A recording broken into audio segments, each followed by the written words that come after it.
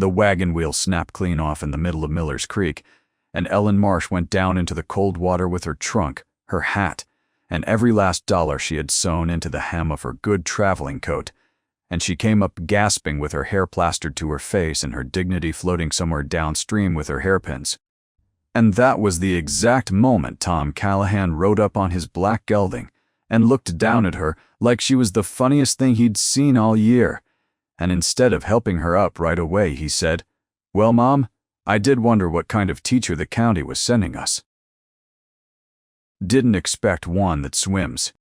If you have ever shown up somewhere new and had the whole place take one look at you and decide, right then, exactly who you are going to be for the next year of your life, then you already know what this story is about. And if you have ever watched a man built like a fence post and just as talkative decide, against every instinct he had left, to let somebody in, then stay with this one all the way through, because the ending is worth it." Drop your town in the comments before we start. Subscribe if stories like this find you when you need them, and settle in, because the black window over the schoolhouse is about to go gray with morning, and there is a lot of road between here and home. She had come from Ohio with 2 letters of recommendation, a teaching certificate, and a grief she did not discuss, and the town of Cedar Hollow had been expecting someone older, someone plainer, someone who would not turn heads or cause talk, and instead they got a woman of 26 with quick hands and a quicker tongue, who had lost a husband to a fever 2 winters back and had decided, somewhere in that long, dark stretch of mourning, that she would rather be useful than be pitied. She had built for herself a private rule, one she had never spoken aloud to another living soul. Never cry where anyone can see you, never ask for more than the least you can get by on, and never take credit for a thing when someone else needs it more than you do. It was not a rule born of virtue.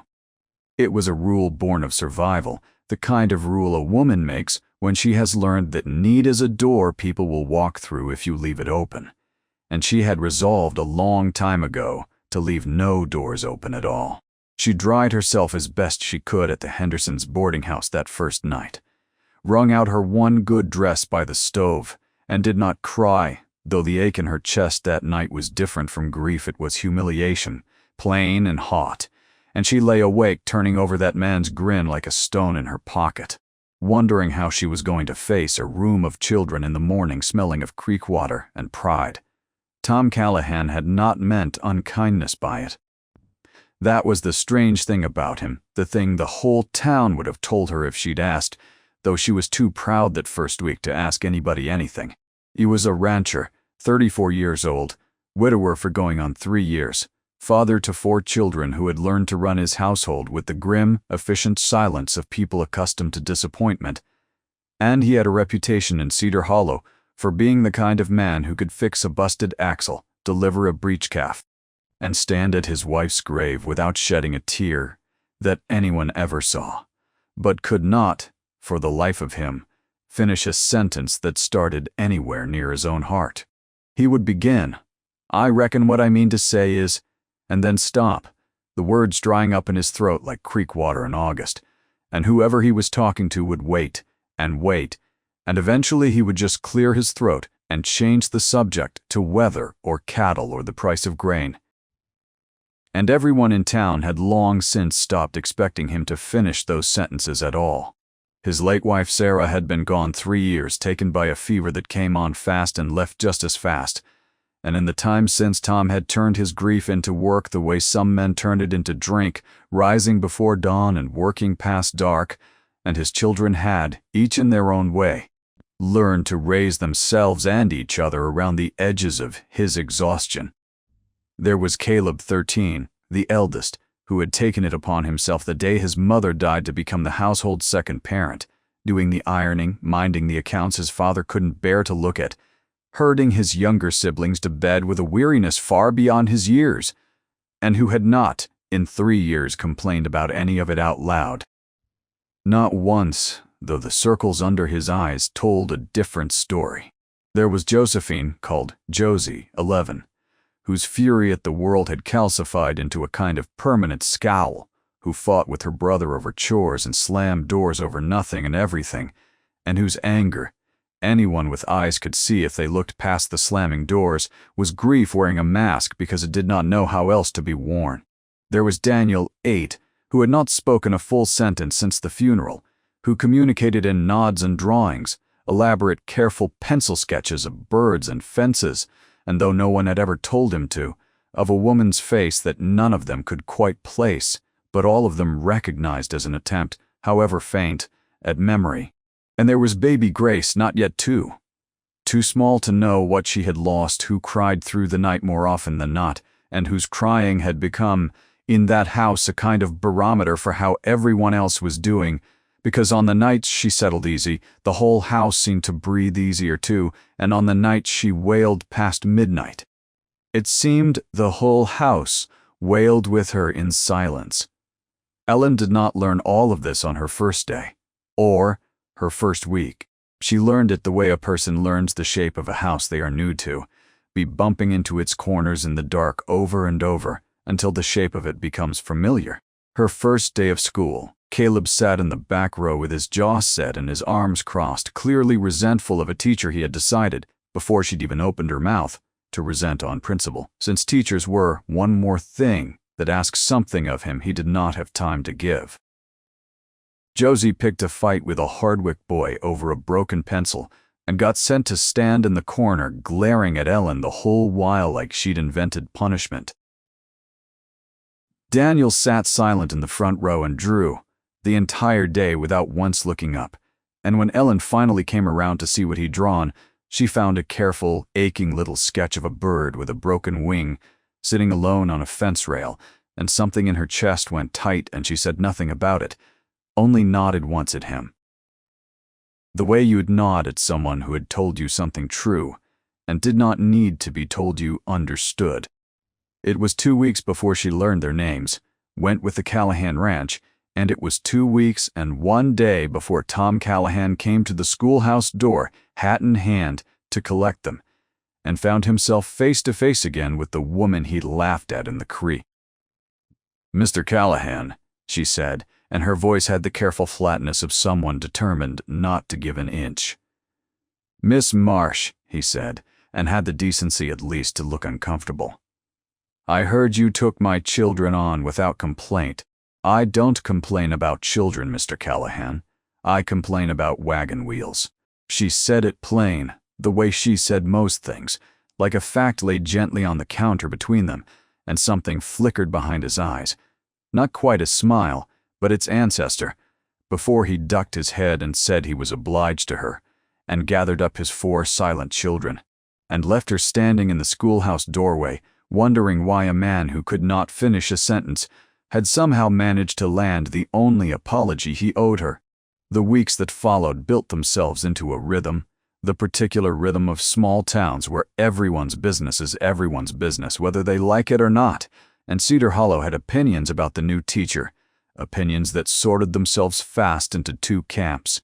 There were those who thought her quick tongue and her plain dresses and her habit of walking 3 miles to school rather than accept rides from bachelors was proof of good character, and there were those led as such things in small towns so often are by Mrs. Motti.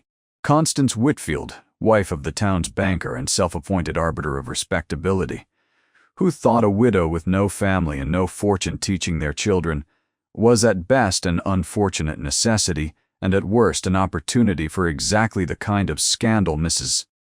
Whitfield most enjoyed discussing over tea. Constance Whitfield had a particular gift, honed over years of practice, for wrapping cruelty in the soft cloth of concern, for saying things like, "Well, of course, one does worry, a woman alone, and so recently widowed, one wonders what she's really after," in a tone so gentle and so reasonable. And by the time it did, she'd already moved on to the next cup of tea, the next name. Ellen heard about these teas the way you hear thunder before the storm arrives secondhand, through the Hendersons, through a look from a mother collecting her child, through the particular silence that fell over a room when she walked into it, and she said nothing, because saying something meant admitting it had found its mark. And her rule held, never let them see the door is open. She taught her lessons, She walked her 3 miles. She began in small and careful ways she did not examine too closely, to notice things about the Callahan children, the way Caleb's hand shook slightly when he did arithmetic he hadn't slept enough to manage, the way Josie's anger softened, just barely, when nobody was watching her closely enough to catch it. The way Daniel's drawings grew a little less lonely each week, a second bird appearing on the fence rail beside the first, and then a third. She began keeping Daniel after school, not to punish him, but because he seemed to want to stay, hovering by her desk with his pencil and his paper. And one afternoon, weeks into this quiet ritual, she set a fresh sheet in front of him and said, without looking up from her own grading, "You don't have to draw the bird alone anymore if you don't want to." And he looked at her for a long moment with his solemn 8-year-old eyes, and then he picked up his pencil, and next to the broken winged bird, he drew a second one, wings spread, flying just above it, as if holding it up. It was around this time that the first real trial arrived, the kind that would come to define that autumn in Cedar Hollow for years, afterward in the retelling, because it was the fire at the Peterson barn that first threw Ellen Marsh and Tom Callahan into each other's orbit in a way the whole town could see, and none of them could ignore. It started past midnight, from a lantern left burning too close to loose hay, and by the time the bucket line had formed, half the ranchers in the county were there hauling water, Tom Callahan among them, his shirt soaked through with sweat and creek water, directing men twice his age with the calm authority of someone who had spent his whole life responsible for things larger than himself. Ellen was there too, because the schoolhouse bell had been rung to raise the alarm, and she had come running same as everyone else, and she found herself, without quite deciding to, in the bucket line beside him, passing water hand to hand in the orange dark, and somewhere in the exhausted, ash-streaked hours before dawn, when the fire was finally beaten back to smoldering embers, and the barn saved. Though blackened, Tom Callahan turned to her, soot on his face and his hands raw, and said, "You didn't have to come." "Neither did you," she said. "But here we both are." He looked at her for a long moment in the gray pre-dawn light, and something passed between them that neither of them had a name for yet. Something that felt dangerously close to recognition, like two people who had each spent a long time being useful and unthreatening and unremarkable, catching sight of themselves in each other for the first time. "I reckon what I mean to say is," he started, and then stopped, the way he always stopped, and looked down at his ruined, blistered hands instead of finishing it. She did not press him. She had her own rule against pressing people, against asking for more than was freely given. And so she only nodded, the way she'd nodded at Daniel over his bird drawings, the nod that meant, "I understand, and I am not going to make you say it." And they stood there a moment longer in the smoke and the gray light, before the moment passed and the ordinary business of the morning swallowed it whole. But something had shifted, and the whole town, in the way that small towns always do, seemed to feel the shift before either of them had properly named it to themselves. Constance Whitfield certainly felt it, and did not care for it one bit, and within a week the whispers had sharpened into something with teeth, the suggestion delivered always with that same soft, reasonable concern that perhaps Miss Marsh had set her sights rather deliberately on a widower with 4 children and a good deal of land, that perhaps her walking 3 miles rather than accepting rides was less humility than strategy, a way of being seen to be virtuous while orchestrating exactly the kind of intimacy a decent woman would avoid. It was cruel, and it was baseless, and it was, worst of all, effective, because it began to change how people looked at her in the mercantile, how carefully mothers watched her hands on their children's shoulders, and Ellen felt the weight of it settle onto her like a second coat heavier than the first. And still she said nothing, and still she did not cry, because that was the rule, and the rule had kept her alive this long. She might have gone on that way indefinitely, holding herself upright under the weight of the town's suspicion through sheer stubborn will, if Tom Callahan's own crisis hadn't arrived to change the shape of things entirely. It came in the form of a letter from the bank, Constance Whitfield's husband's bank, and no one in town believed that coincidence was accidental. calling in a note on the Callahan ranch that Tom had believed, based on every prior conversation with the man, he had another full year to pay. The note was for an amount that would take the ranch itself if it went unpaid. And Tom, who had built his whole adult life around never asking anyone for anything, found himself for the first time in 3 years genuinely afraid, not for himself, but for the 4 children whose entire lives were rooted in that land, in that house. Done in the graves out behind the north pasture where their mother lay buried under the cottonwood tree, she'd planted the week they'd married. He did not tell Ellen about it directly. He was not a man who told anyone anything directly if he could help it, but she saw it in him the way she'd learned to see things in the children. The tightness around his eyes when he came to collect them from school, the way he'd started arriving later and later, his clothes carrying the smell of hard labor stretched too thin across too many hours, the way Caleb's shoulders had gone rigid with a new and different kind of worry. A grown-up worry, a worry about the roof over his head, rather than the ordinary griefs of childhood. She asked Caleb gently, one afternoon when he lingered after the other children had gone, what was wrong. And the 13-year-old, who had held himself together for 3 years without complaint, cracked just slightly, just enough to say, "Pa's going to lose the ranch, and he thinks none of us know it, but I do the accounts. I've done them since Ma died, and I know exactly how bad it is." And then he stopped himself, ashamed of having said so much. And Ellen did something then that surprised them both. She reached out and put her hand over his on the desk, just for a moment, and said, "You've been carrying too much for too long. And I am sorry nobody has said that to you before now. But I promise you this, whatever your father is facing, he is not facing it alone anymore, not if I have anything to say about it." She did not entirely know, in that moment, what she meant to do about it, only that she had said the words, and now she had to find a way to make them true, because that was the other half of her private rule, the half she'd never had cause to test before, that a promise, once spoken, was a debt you paid no matter what it cost you.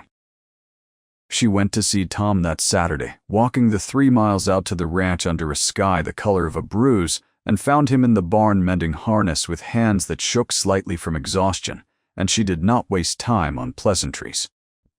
"Caleb told me about the bank," she said, and watched him go still, his shame visible for just a moment before he covered it, with the same flat competence he covered everything with.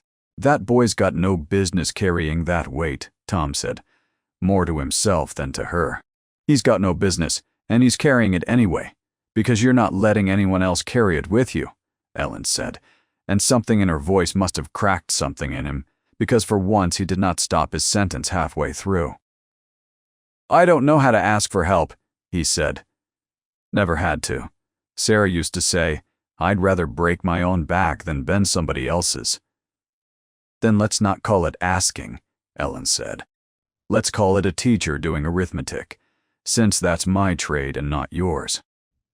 And so it began, not with a declaration, not with anything either of them would have called courtship, but with Ellen sitting at the Callahan's kitchen table 3 evenings a week, going through Tom's books line by line, finding the places where a payment could be deferred, a debt renegotiated, a crop sold forward, while the children did their lessons around them, and baby Grace slept easier than she had in months, as if some fraying thread in the house had begun, slowly to knit itself back together. Pay. It was during those kitchen table evenings that the old-timer neighbor, a widower named Silas Boone, who had known Sarah Callahan since she was a girl and who had watched Tom's grief with the patient, unhurried concern of a man who had buried a wife himself, began to take notice of what was happening under that roof, and began, in his own quiet way, to become an ally, dropping by with advice about which banks in the territory might take on Tom's note, mentioning, apropos of nothing, that a man ought to let a woman like that see what he was really made of before he let his own stubborn pride talk him out of something good. Silas had also known Constance Whitfield a long time, had watched her wield her particular brand of concern over the whole town for 2 decades, and he was one of the very few people who dared say to her face, "Constance, you'd do this family a world of good if you just once let a kindness pass through you without needing it back with interest." which she did not appreciate, and which she remembered.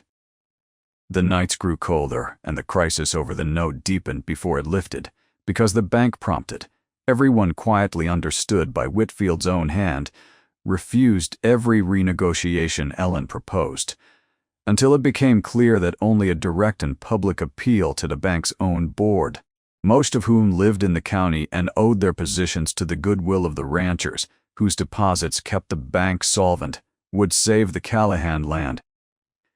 It was Ellen who suggested it, sitting at that kitchen table with the ledger open between them, and it was Ellen who, in the same plain voice she used for everything, said, "You've spent 3 years being too proud to ask for anything. Tom Callahan and your children have paid for that pride same as you have. I am not asking you to bend.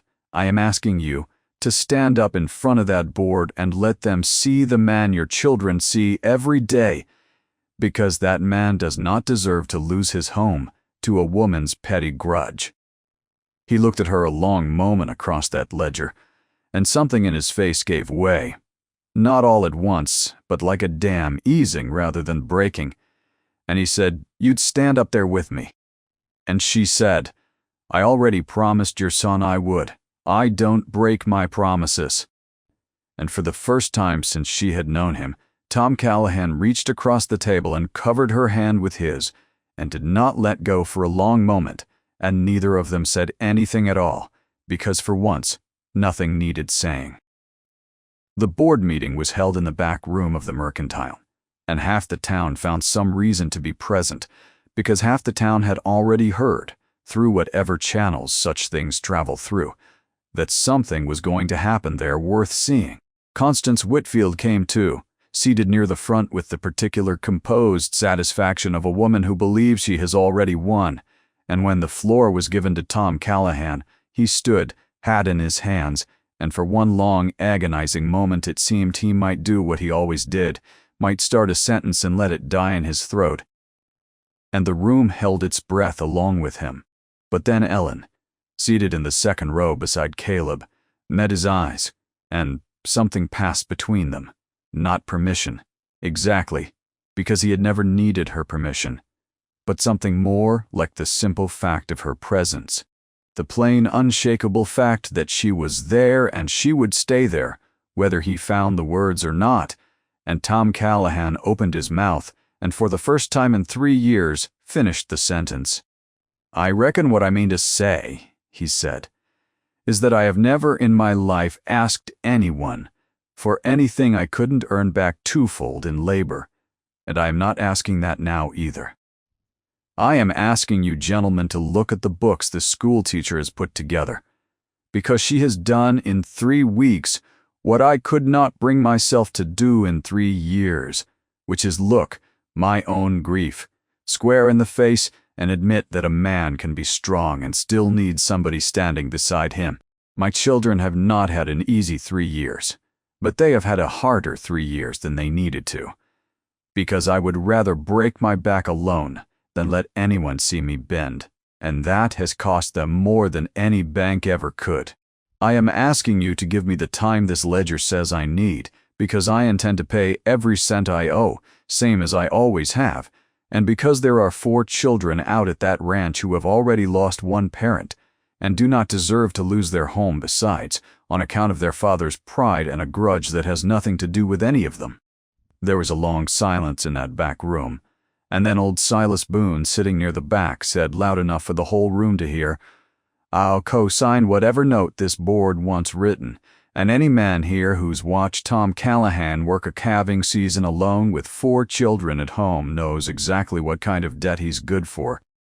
And that seemed to break something loose in the room, because 2 more ranchers spoke up in agreement, and the bank's own board, men who had known Tom's father and Tom's grandfather and who had no real stomach for taking a widower's land over one woman's grudge, granted the extension inside of 10 minutes. And Constance Whitfield sat through the whole thing with her composure cracking visibly at the edges, and left the Mercantile that day without a word to anyone, which everyone agreed afterward was the first time in living memory that Constance Whitfield had left a room with nothing to say. That should have been the end of the story's first great trial, and for a while it seemed like it was, and the Callahan household settled into something that almost resembled peace. Caleb slept a full night for the first time in longer than he could remember. Josie's anger softened by degrees as the fear underneath it eased.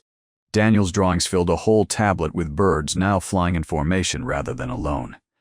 And baby Grace astonishingly began to sleep through most nights entire, as if some animal sense in her small body had finally registered that the house around her had stopped holding its breath. But trials in a story like this one rarely come only once. And the second one arrived not from the bank or from Constance Whitfield's tease, but from something crueler and less avoidable, which was illness, arriving the way illness always does, without warning and without regard for how much a family has already survived.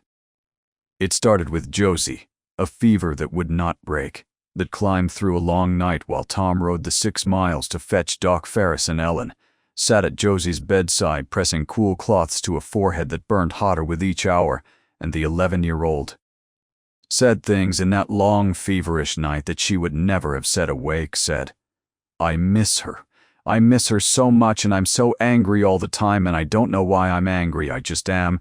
And Ellen, holding her hand through the worst of it, said, "You're angry because you loved her and she's gone, and that is not a thing anyone should have to carry at 11 years old. And it is all right, Josie. It is all right to be furious about it. I am furious about things too. I have been furious for 2 years about a man I loved who died of a fever just like this, and I never told anyone that, not once. But I am telling you now, because you should not have to be furious alone." And Josie, half in fever dream and half in the strange lucidity that sometimes visits the very sick, gripped her hand back and said, "Don't leave." And Ellen said, "I'm not going anywhere," and meant it in a way that went far beyond that single feverish night.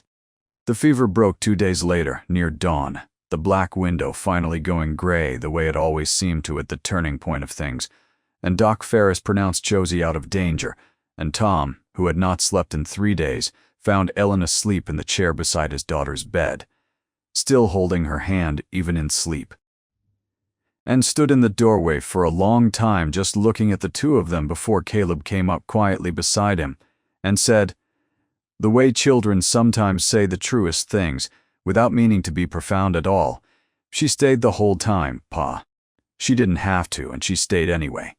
And Tom said nothing, because there was nothing to say that would have been equal to what he was feeling, but he crossed the room and knelt by the chair and very gently, so as not to wake her, brushed a strand of hair back from Ellen's face, and it was the smallest gesture, a hand moving half an inch closer than it needed to, but Caleb saw it and understood exactly what it meant, because children, especially children who have had to grow up faster than they should, are rarely fooled about what love looks like even when the adults around them.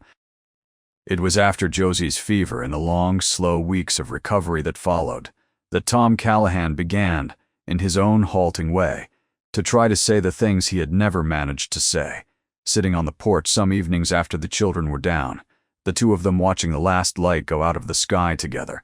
And one evening he said, without any preamble at all, "Sarah used to sit right there, same spot. Maud, I haven't sat out here of an evening since she passed, not once, not till you started coming round." And Ellen, who understood exactly what it cost him to say even that much, said nothing, only let the silence hold the way. Silence sometimes needs to before the next true thing can be said. "I built this porch rail myself," he went on, running his hand along the wood the way a man runs his hand along something he trusts. "Told myself I'd fix the whole house up nice for her, and then she was gone before I got past the porch, and I never could bring myself to finish the rest of it. Felt like finishing it meant I was ready to be done grieving, and I wasn't sure I ever wanted to be done. You don't have to be done grieving to let something new sit beside it," Ellen said quietly. "I still keep a coin in my coat pocket my husband gave me the week we married. I'm not done grieving him either. I don't imagine I ever will be, but I've found there's room in a person for more than one thing at a time, if you let there be." He looked at her a long while in the fading light, and this time when he started his sentence he did not stop it. "I reckon what I mean to say," he said, slow and careful like a man laying down something fragile, is that I have been alone in this a long time. Longer than the 3 years since Sarah passed. If I'm honest, on account of a man can be lonesome, even inside his own marriage sometimes. Though I never said so to a living soul before now, and I did not expect, and did not think I deserved, to find somebody who'd sit with my daughter through a fever like she was her own, and do sums with a stubborn old fool's ledger, for no reason but kindness.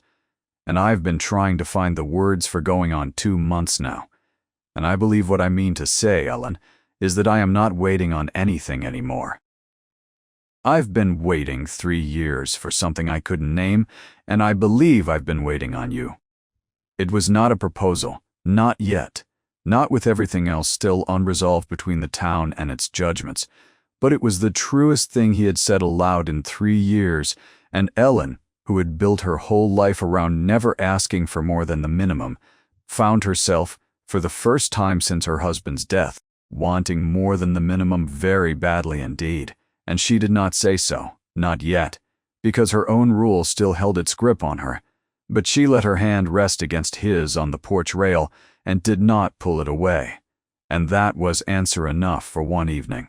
But Constance Whitfield was not finished, because women like Constance Whitfield rarely accept the first defeat as final, and the third trial, the social scandal the whole town would talk about for a decade after, arrived at the fall harvest social, the one gathering every family in the county, where Constance made her final and most public move, standing up before the assembled town, under the guise of a charitable announcement to suggest, in that same soft, reasonable voice, that perhaps the school board ought to reconsider Miss Marsh's contract for the coming term. Given what she called certain irregularities in her conduct with the Callahan family, that a woman of true propriety would have avoided, and the room went very quiet, the particular quiet of a small town watching a woman's reputation be dismantled in public. And Ellen felt every eye in the hall turn toward her, and for one terrible moment, her old rules screamed at her to stay silent, to absorb it, to let the humiliation pass over her, the way she had let every humiliation pass over her since her husband died, because that was safer, that always had been safer. And then Caleb Callahan, 13 years old, stood up in front of the entire town, his voice shaking but clear, and said, "Miss Marsh sat up 3 nights straight with my sister when she had the fever bad enough Doc Ferris wasn't sure she'd pull through. And she didn't do it because she wanted anything from my father. She did it because that's who she is. And I've done the family accounts since my mother died, because nobody else had time, and I know exactly what kind of trouble our family was in with the bank, and Miss Marsh is the reason we still have a roof over our heads. And I would like everyone here to explain to me what exactly is improper about a person who does that." The hall was dead silent, and then Josie stood up beside her brother, still thin from her illness but steady on her feet, and said, "She told me it was all right to be angry. Nobody else ever told me that. My mother's been dead 2 years, and everybody in this town has been so busy worrying about propriety, they forgot to ask any of us if we were all right." And then, astonishingly, Daniel stood too, and in a voice rusty from 3 years of disuse, a voice the whole room strained forward to hear, said one word, just one. The first word anyone outside his family had heard him speak since his mother's funeral: kind. Just that. She's kind. And the room, which had gone silent out of scandal, went silent now out of something else entirely, something closer to shame, because there is very little a respectable town can say in its own defense, once its own children have stood up and told the truth in front of it. It was Silas Boone who broke the silence, standing slowly, his old joints creaking audibly in the quiet hall, and said, "I have lived in this county 61 years, and I have watched Constance Whitfield run her teas and her committees and her concerns for every one of those years. And I will say plainly what most of you have thought, privately, and never had the nerve to say. There is a difference between propriety and kindness, and this town has spent too long mistaking one for the other. Miss Marsh has done more real good for the Callahan family in 2 months than this town's committees have managed in 3 years, of casseroles and sympathetic head shaking. I move the school board reconsider nothing. And I move instead that we all go home and think a little harder about what we mean when we say a woman's conduct is improper, when what we really mean is that she made us look at our own failures of kindness and we didn't care for the reflection. Constance Whitfield left the Harvest Social that night, the way she had left the bank meeting weeks before, without a word, her composure finally and irreparably cracked in front of the whole county. And though she would remain in Cedar Hollow for years afterward, she never again wielded quite the same power over its opinions, because a town, once it has seen a thing named plainly, finds it very hard to unsee it. And Ellen Marsh, standing in the middle of that hall with 3 of Tom Callahan's 4 children, having just stood up and defended her in front of everyone she knew, felt something break loose in her chest that she had held shut for 2 long years. And for the first time since her husband's funeral, in front of the whole town, in clear violation of every rule she had built her survival on, Ellen Marsh cried openly, without shame, and nobody in that hall thought less of her for it. And several of the women who had drunk Constance Whitfield's tea and repeated her whispers came to her afterward with their own quiet apologies, because sometimes a town needs to watch a person break in order to understand what it had asked her to carry alone. Tom Callahan crossed that hall to her before anyone else could reach her, and did not say anything at all at first, just stood there while she cried, letting her, the way she had let his children, be angry and afraid and silent for as long as they needed to be. And when she finally quieted, he said, low enough that only she could hear it, "You don't have to keep that rule anymore. Not with us. Not ever again." And she looked up at him and understood that he had somehow seen the whole shape of the rule she'd never spoken aloud to anyone. Had seen it the way you see the shape of a house you've come to know, by its dark corners. And she said, "How did you know?" And he said, "Because I had the same rule, near enough. And it took you sitting with my daughter through a fever to teach me it wasn't doing either of us a lick of good. And that, more than the bank meeting, more than the fire, more than anything that had come before, was the moment the whole town would later agree the story had truly turned. The winter that followed was gentler than the autumn had been, the household at the Callahan Ranch settling into a rhythm that no longer strained at every seam. And it was on a clear, cold evening in December, with snow just beginning to fall past the black window that had by now gone gray so many mornings over that house, that Tom Callahan finally finished, orn in full the sentence he had been starting and stopping for 3 months. Kneeling on the porch he had built for a different life and a different grief, holding out to Ellen a small carved wooden bird, its wings spread wide, that Daniel had helped him whittle over 3 patient evenings by the fire, and said, "I reckon what I mean to say, and this time I intend to say the whole of it, is that this family was 4 broken pieces and one man too proud to admit he was broken too, and you did not fix us, because I don't believe we were a thing that needed fixing so much as a thing that needed someone willing to stay through the mending, and you stayed, through the fire and the fever and the whole town's cruelty, and I am asking you now, in front of my children who love you near as much as I do, whether you would consider staying for the rest of it. Stay. Marry me. Be the mother these children have already decided you are in, every way, but the name. You're not going anywhere. Not if I have any say in it, and I mean to have every say in it I can manage." And Ellen Marsh, who had built a rule out of never asking for more than the minimum and had learned, over one long autumn in Cedar Hollow, that some people are worth breaking every rule for, took the little carved bird into her hands and said, "I keep my promises, Tom Callahan.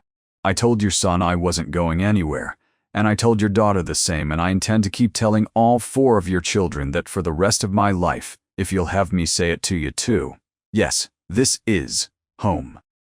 It has been home longer than either of us was willing to admit."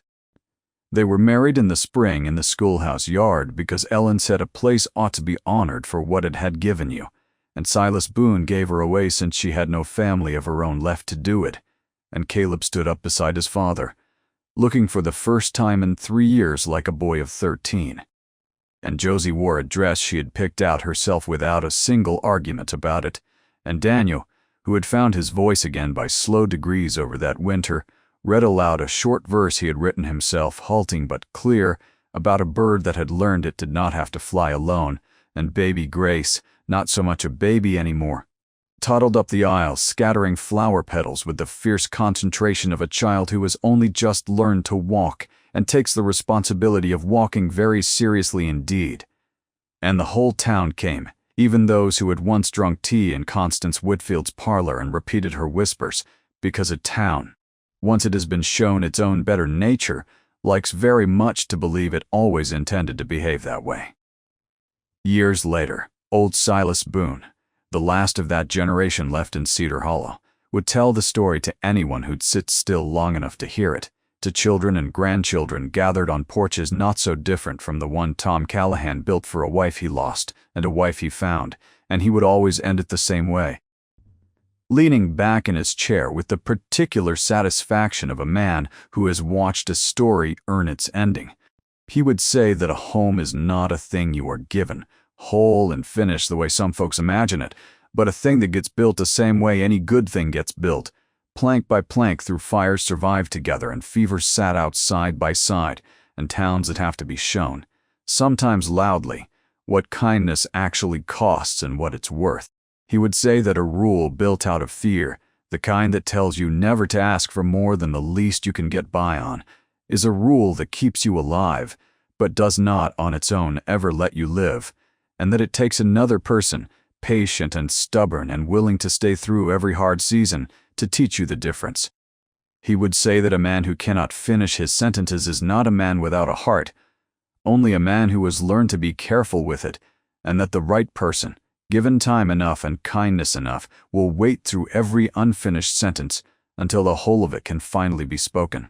And he would say every time, with the same quiet certainty, that the town of Cedar Hollow had gotten a schoolteacher who arrived soaked to the skin and humiliated in a creek, and had, without ever quite meaning to, gotten back in return a lesson in what a family is really made of, which is not blood and not land, and not even grief, though grief plays its part, but the plain and stubborn choice, renewed every single day, to stay. And that, he would say, settling back with the fire low and the grandchildren waiting for the next word, was the whole of what home ever really meant in Cedar Hollow or anywhere else worth calling by that name.